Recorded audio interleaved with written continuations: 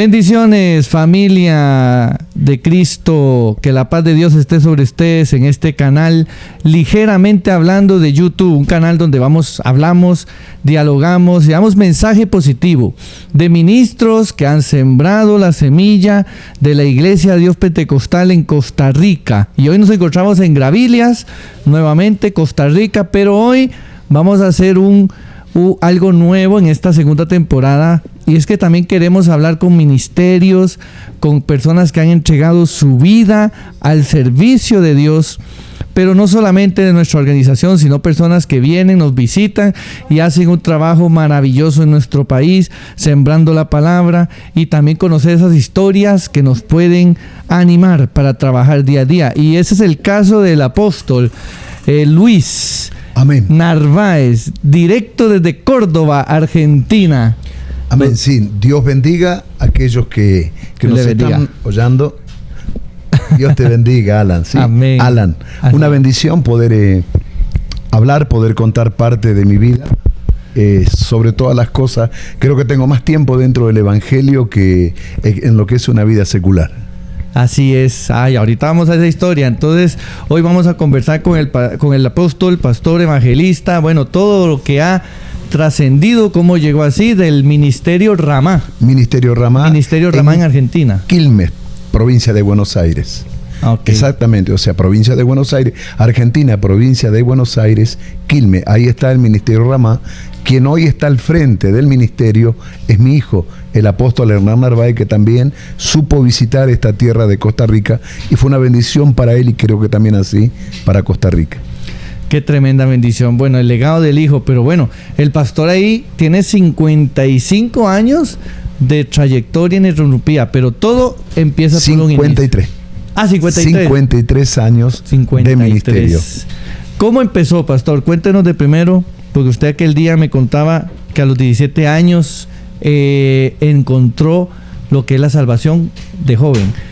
Cuéntenos cómo fue ese inicio. Yo digo que es hermoso cuando Dios irrumpe en la vida del hombre, ¿no? Porque a veces creemos que nosotros somos lo que llegamos y está todo preparado por Dios, Alan. Dios lo ha preparado. Dice que Él lo predestinó desde antes de la creación del mundo. Ya fuimos predestinados. O sea que ese encuentro con Él fue muy especial. A veces de pronto es difícil creer que con 17 años uno no tenga una vida ordenada, no tenga esperanza, no tenga futuro. Así que bueno, alguien siempre Dios usa, quien me alcanzó un mensaje, un joven de la misma edad mía, había venido de una provincia a Buenos Aires, y así fue que llegué a los caminos del Señor, y cuando entré por primera vez a la iglesia, es como que mi alma reposó, es como que mi corazón se alegró, y verdaderamente fue así, porque mi vida cambió totalmente. Sí dispuse mi corazón, tomé una determinación de seguir a Dios, y así comenzaron, Alan, los primeros pasos en el camino del Señor. Ok, ahí usted inició de 17 años. Me imagino que su familia no era cristiana. Usted inició en la casa suya siendo cristiano, los primeros pasos asistiendo a la iglesia. Sí, es una historia no muy agradable si uno lo mira emocionalmente, porque vengo de una familia grande de parte de mi papá. Mi mamá era extranjera, o sea que la familia de ella no. Y cuando yo acepto a nuestro Señor Jesucristo como mi único y suficiente Salvador, es como que toda mi familia se enojó. Tal es así que como que pasé a una historia, al olvido de parte de mi familia. Era una familia religiosa, católica, muy pagana, muy idólatra. Entonces era como que yo los ofendí, como que los traicioné. Pero más allá de todo eso, siempre les mostré amor. Y yo creo que ellos no se dieron cuenta de que los llegué a amar mucho más que cuando yo no conocía a Cristo. Y así continuó mi vida, y hoy tengo una familia muy grande, en donde Dios me ha permitido cada ciudad, cada provincia de la tierra argentina, como cada país que me ha permitido llegar, una familia hermosa, grande, que es la familia de Cristo. Amén, así es. Qué madurez la de un joven de 17 años, presentar esa madurez y ese amor a pesar de las dificultades, ¿verdad?, que se conllevan. O sea, significa que se puede vivir una vida sí, totalmente cristiana. Yo creo que es la libertad. es la libertad. Esta mañana estaba meditando en una palabra cuando dice el Señor: mi paso os dejo, mi paso os doy, y no como el mundo la da. Experimenté por primera vez en mi vida tener paz, tener seguridad, tener que no pensar más en lo que me podía pasar, sino estar tranquilo, seguro, porque Él estaba conmigo. Me enamoré, hubo algo muy fuerte con Dios.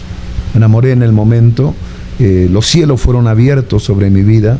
Encontré una familia en aquellos años, en 1973, ya llegando al 74, una familia que yo no conocía, la familia de Cristo, que me abrazaron, no me miraron, no me preguntaron mi pasado ni mi presente, solamente me dieron amor.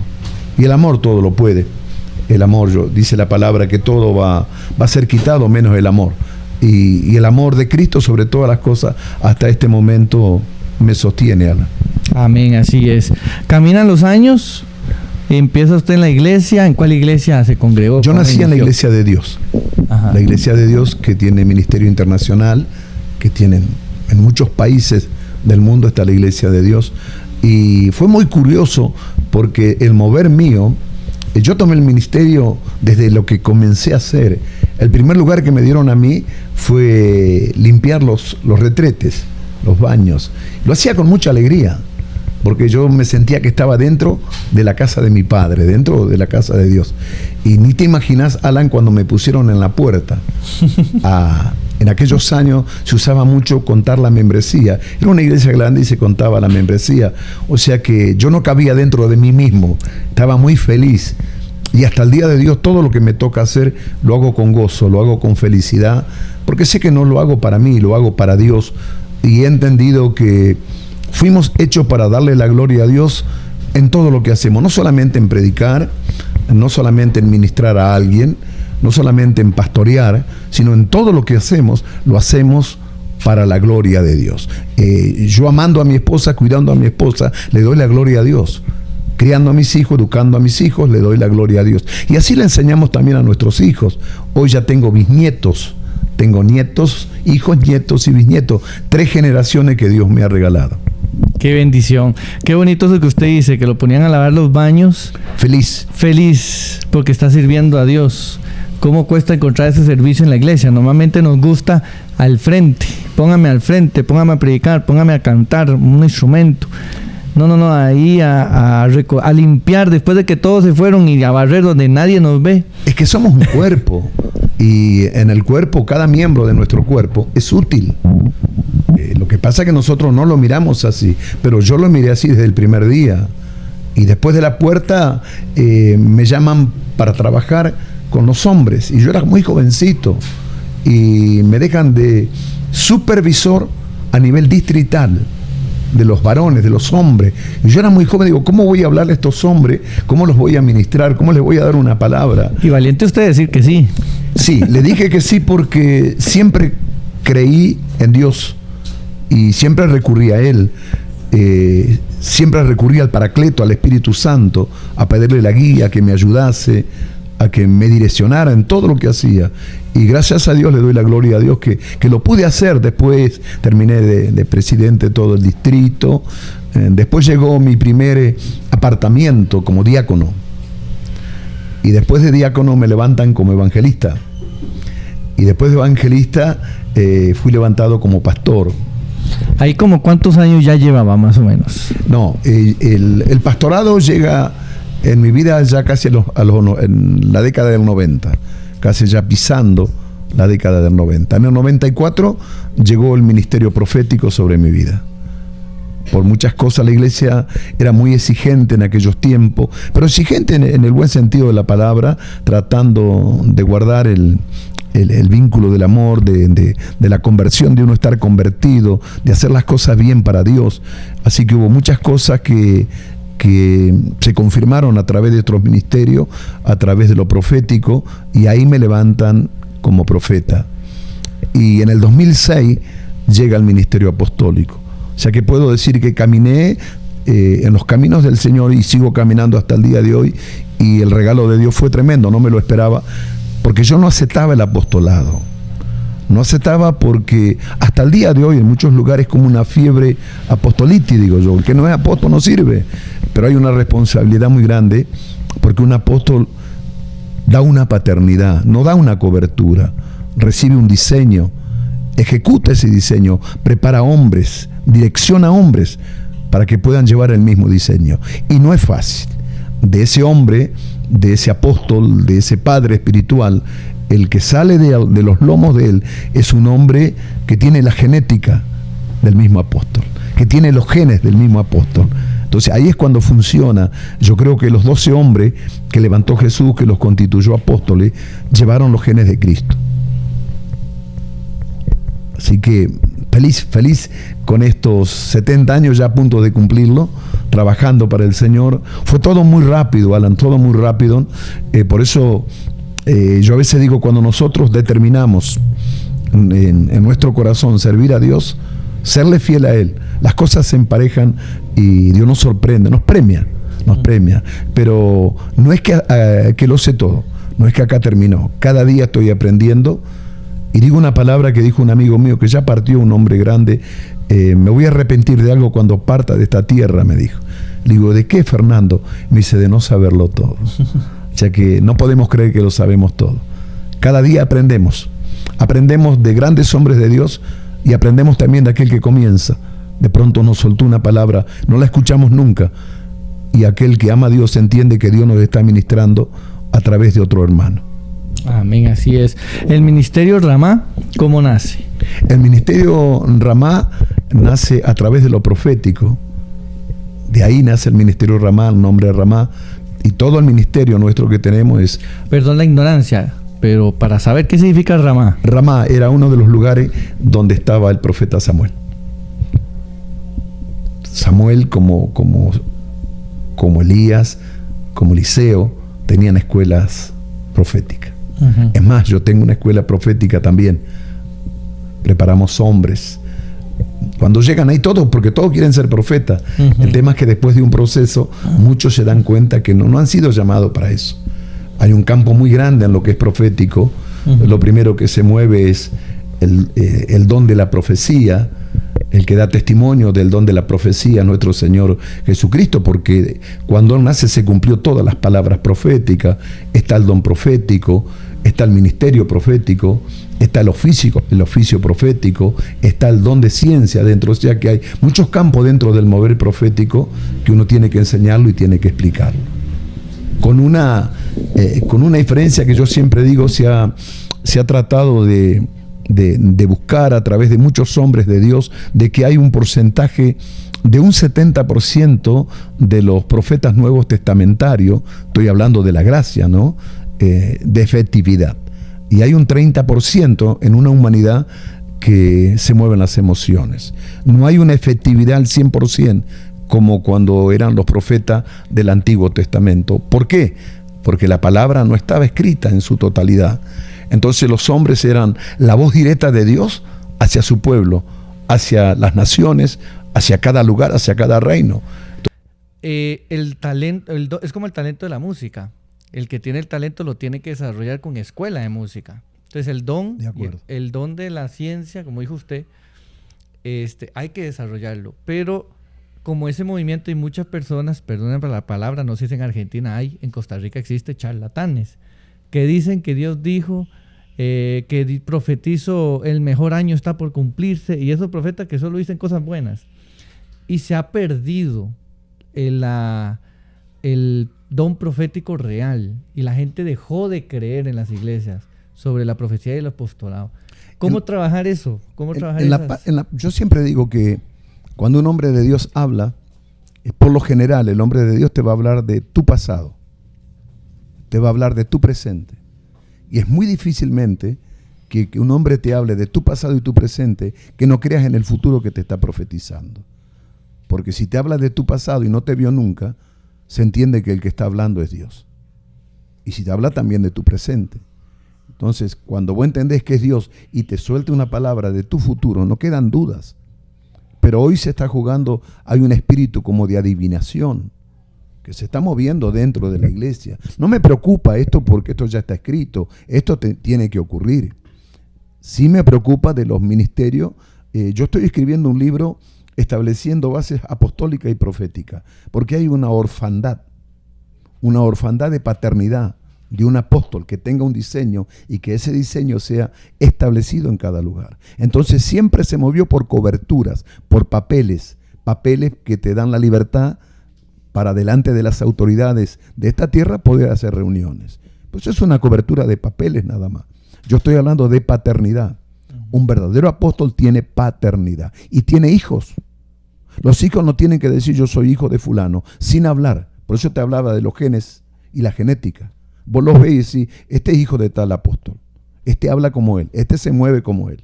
Y la Biblia lo habla porque la noche que fue tomado Jesús y Pedro se estaba calentando las manos, cuando Jesús le dijo, antes que el gallo cante, 3 veces me negarás. Y todos veían la genética de Jesús en él. Decía, tú eres uno de ellos. Pedro le decía que no. Claro. Entonces, a eso es lo que uno necesita llegar. Porque la mentira hace que la gente se vaya de la iglesia. Hoy dentro de las iglesias, esto me duele mucho decir, tenemos muchos conversos, convencidos, pero no convertidos. Entonces cuando alguien oye de lo profético en iglesia, o oye de lo apostólico, se asusta, no quiere saber nada. Y esto fue establecido por Jesús. Los 5 ministerios fueron constituidos por Jesús para que la iglesia funcione de una forma que traiga crecimiento. Pero bueno, dijo el apóstol Pablo, uno predicarán por dinero, otro por contienda, pero al fin y al cabo todos predicarán. Pero hay algo que a mí me da mucho temor, es que un día nadie va a escapar de estar delante de los ojos del Padre. Y yo ese día quiero escuchar al menos la palabra, en lo poco me fuiste fiel, pero en lo mucho te pondré. Para eso trabajo, para eso me muevo. No para alimentar un ego propio, sino para la gloria de Dios. Con errores seguramente, si alguien se pone a mirarme y a observarme, me va a encontrar errores, defectos, porque soy una persona humana. Dentro de mi humanidad está el Espíritu Santo. Que nos perfecciona. Que nos perfecciona nos cada va perfeccionando día. cada día. De 2006 hasta la fecha ya está funcionando el Ministerio Ramá y ahora usted me dijo que está... No, está funcionando lo apostólico. Lo apostólico, perdón. El Ministerio Ramá, ¿en cuándo? Tiene mucho tiempo ya. Ya tiene tiene mucho tiempo. Que ahora es dirigido por su hijo. Por mi hijo, el apóstol Hernán Narváez. Un gran hombre de Dios. A los 13 años comenzó a trabajar, él sin darse cuenta, ya en la escuela dominical, a trabajar, a predicar, y fue formado de una forma muy, muy especial. Ama a Dios, tiene pasión por Dios. Somos apasionados. Yo lo enseñé a ser apasionado por Dios. No apasionado por predicar, no apasionado por pastorear, no, apasionado por Dios. Porque si lo hacemos para Dios, todo va a estar bien, todo va a salir bien. Y para mí es una honra de mi hijo que esté al frente del ministerio. Un hombre preparado por Dios, capacitado por Dios hacia las naciones. Así que bueno, ¿qué más puedo pedirle? ¿Qué regalo más grande que Dios le puede dar al hombre? Es que sus hijos sigan los caminos de su padre. Claro. ¿En qué momento el ministerio sale lo local a lo internacional? ¿Cómo pasó eso? ¿Cómo recibió el llamado de salir de Argentina e ir a las naciones? Por testimonio, porque así como nosotros nos movemos a otros países, también a nuestros países llegan grandes hombres de Dios y en campañas, en congresos, y te escuchan, y por el testimonio. Entonces te invitan, puede venir a la provincia de tu país, a una ciudad de tu país, como a otro país. Y así son los intercambios de hombres de Dios, que por testimonio saben que sos un hombre de Dios, que dentro de tu vida se mueve el Espíritu Santo de una forma que edifica, que levanta, que fortalece, que renueva. Entonces sos invitado. Y así se van abriendo las puertas constantemente. Por eso debemos cuidar nuestro testimonio. ¿Es primera vez en Costa Rica? Primera vez en Costa Rica. Tenía que haber estado en febrero, cuando estuvo mi hijo, pero teníamos también un congreso había 4 congresos en Panamá donde nos cruzábamos. Él estaba en uno un día, yo estaba en otro, y yo no lo alcancé a terminar, entonces no pude llegar a Costa Rica, pero ahora sí pude llegar y la verdad que estoy en un lugar en en la casa del apóstol Abel, una bendición. Él, su familia, el sacerdocio que tiene, me recibió con los brazos abiertos. Y ellos me preguntan cómo me siento. Y les digo, me siento bien, como en mi casa. Sí. Así los ticos tratamos a las personas. Qué bueno. Como en su casa. Qué bueno. Pastor, apóstol, un último mensaje para la audiencia, que normalmente es bastante variada, hay de jóvenes, adultos, pero hay muchas personas que todavía se resisten a un compromiso, a un llamado, ya sea pastoral, evangelístico, misionero, como que queremos trabajar pero en la comodidad de nuestra casa, ¿verdad? Hay una población que yo sé que Dios tiene grandes propósitos con la juventud, principalmente, una renovación de mente. Un consejo para esos ministros también nuevos que como yo, que no llevo ni 3 años, imagínense, 55 años, nietos, bisnietos, y yo ni hijos todavía. Ese consejo para poder avanzar y no cansarnos en el camino. Pastor Alan, lo que yo estoy viendo en este momento, que le he puesto el nombre, me ha agarrado de ese nombre, de la generación de cristal, de los jóvenes. Hoy necesitamos buenos líderes en las iglesias de joven para que puedan contener a los jóvenes. ¿Por qué una generación de cristal? Porque hay que tratarlo con mucha delicadeza. Porque vienen de sufrir mucho, de abandono, de las drogas, del alcohol, de delinquir y de cuántas cosas más que podríamos apuntar. Entonces ellos necesitan amor, ellos necesitan ver el amor. A mí me pasó, va a ser 2 años, hice una campaña muy grande en Córdoba, donde muchos chicos perdidos en las drogas y montones de cosas más llegaron. Y fueron tocados de una forma muy fuerte por el Espíritu Santo, que su vida dio un giro a 180 grados. Ahora, no solamente llegaron ellos, porque cuando estos chicos están en ese sufrimiento, todo lo que están pasando, sufre toda su familia. Entonces llegaron los padres, llegaron sus tíos, sus hermanos, sus abuelas, sus tíos. Llegó una familia muy grande atrás de ellos. Entonces, cuán importante es trabajar con los jóvenes. Hay un avivamiento que viene silencioso y está viniendo a través de los jóvenes. O sea, mi mensaje es que ellos puedan encontrar lo que no encuentran a través de las drogas y de la delincuencia y de cuántas cosas más. En Cristo lo van a encontrar. Le habla un hombre que ya tiene muchísimos años, más de medio siglo dentro de la iglesia. Pasé muchas décadas, soy feliz, muy feliz. Disfruto de todo, disfruto. Dijo Pablo, todo me es lícito, mas no todo me conviene. Practiqué deporte, ya no practico por mi edad y porque tuve un accidente muy grande automovilístico, entonces no lo puedo hacer. Puedo ir al teatro, puedo ir al cine, puedo ir a muchos lugares. Sé guardar mi lugar. Sé guardar mi lugar para dar testimonio, no solamente dentro de la iglesia, sino fuera de la iglesia. Pero que muchos de ellos fueron marcados por Dios. Alentarlos a que lleguen, a los padres a creer en Dios, a los padres a postrarse en los pies de Cristo y clamar por sus hijos, porque el único que los puede sacar de ese lugar se llama Cristo. Y tratar de buscar, de restaurar su altar, su corazón, que sea restaurado. Hay un espíritu en este momento que está trabajando mucho dentro de las iglesias y es el espíritu de letargo. La gente tiene los ojos abiertos, pero no mira. La gente tiene los oídos supuestamente destapados, oye, pero no entiende nada. Hay un adormecimiento dentro de la iglesia, hay una apatía, hay una indiferencia, hay una arrogancia dentro de la iglesia. Entonces tenemos que combatir a ese espíritu de letargo. Tenemos que movernos y del altar, en el altar tiene que estar incendiado. Tiene que haber fuego en el altar donde subimos y en el altar de nuestro corazón. Si no, es imposible seguir a Dios. Dijo el apóstol Pablo que llegaría el tiempo que la gente tendría comezón de oír la palabra y se amontonarían muchos maestros con falsas doctrinas. Ahora yo empecé a leer esa palabra y encontré una revelación. Comezón de oír ¿qué? De oír lo que ellos quieren, no lo que quiere Dios. Entonces hoy en muchos lugares nos encontramos lugares que están preparados para darle a la gente lo que ellos quieren oír. Hay una liviandad total, y estoy hablando de la iglesia evangélica. hay una liviandad total, hay una iglesia muy light. Entonces, para tener cantidad, y gloria a Dios por la cantidad, porque yo quiero ministerios que tengan 1,000, 2,000, 5,000, 20,000 almas, porque es el propósito de vivir ganando almas para Cristo. Pero también quiero que cuando Cristo venga a buscarnos, esos 5, 10, 15, 20,000, lo que sean, puedan irse a la presencia del Señor. Y desgraciadamente no, porque se están haciendo cosas que no son de vida, que no manda Dios, que no está escrita.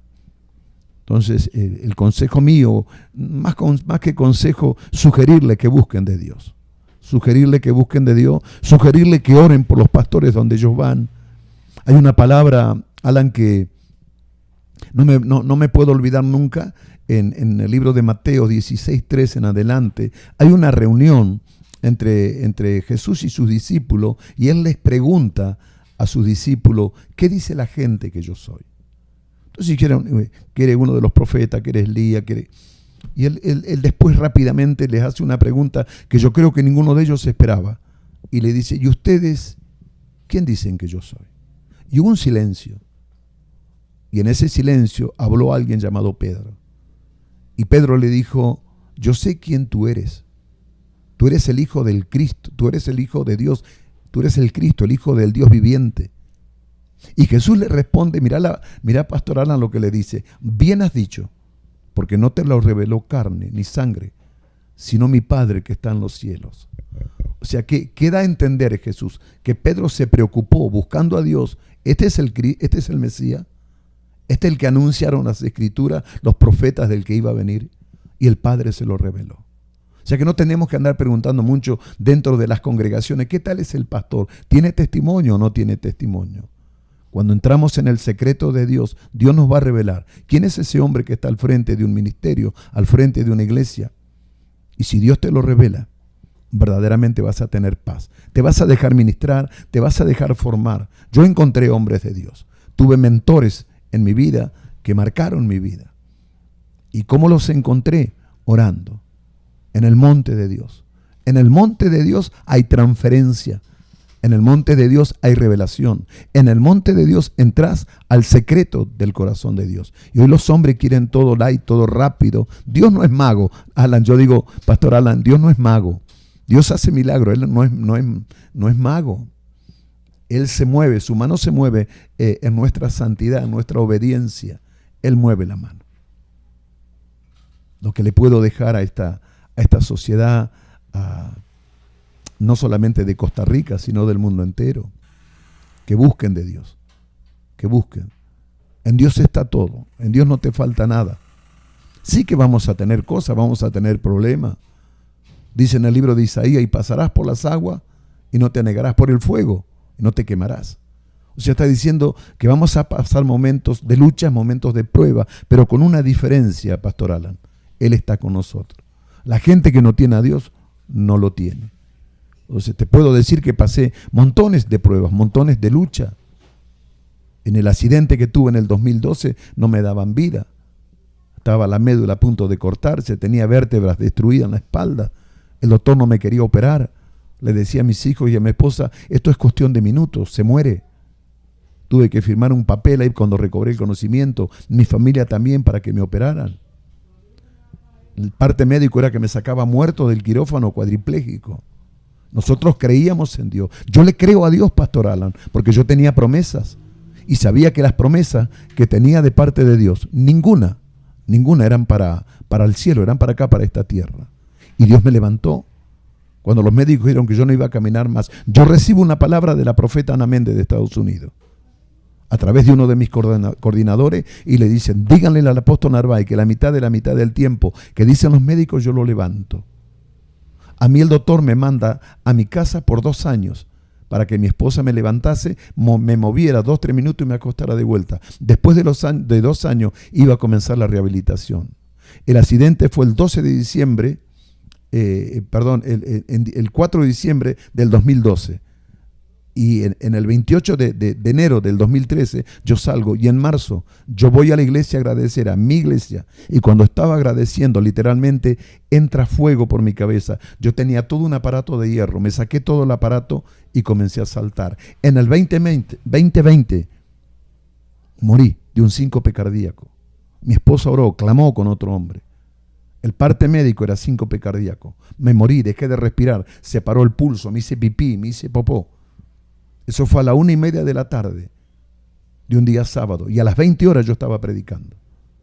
Ese es el Dios que yo estoy hablando a la humanidad. Este es el Dios que estoy hablando, que todo lo puede, que todo lo hace, que nada es imposible para Él. Por eso me vas a ver acá en esta entrevista como ministrando, como pastoreando, siempre de la misma forma, con muchas ganas, con mucha fuerza. Tratar de impartir con mis palabras y con mis hechos, con mis testimonios, porque tiene que hablar mucho más mi testimonio de lo que yo pueda estar hablando. Tengo paz de hablar a través de esta entrevista que me dijiste días atrás. ¿Por qué? Porque tengo un testimonio. Porque sé que nadie va a salir a contradecir ni a hablar.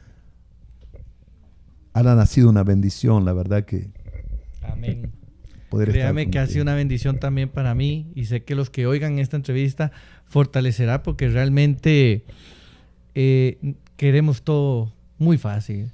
Ahora los ministerios hay que lucharla, hay que abrir brecha, hay que romper. Muchos abrieron brecha en diferentes ministerios y organizaciones, y ahora nos toca a nosotros no seguir manteniendo lo que hay, sino construir cosas nuevas y buscar nuevas almas, nuevos ministerios, restaurar los dones que se han apagado, la sanidad, el hablar en lenguas angelicales, el don de ciencia, como dijo usted.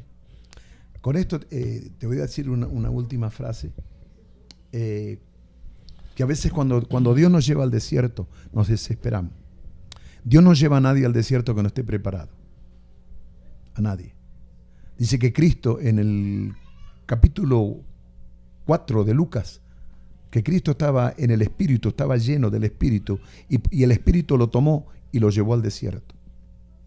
Y de ahí del desierto, dice que Él regresa y que su fama fue reconocida en cada rincón de la tierra.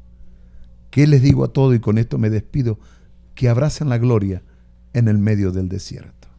Que el diablo no puede tocar a nadie si Dios no se lo permite.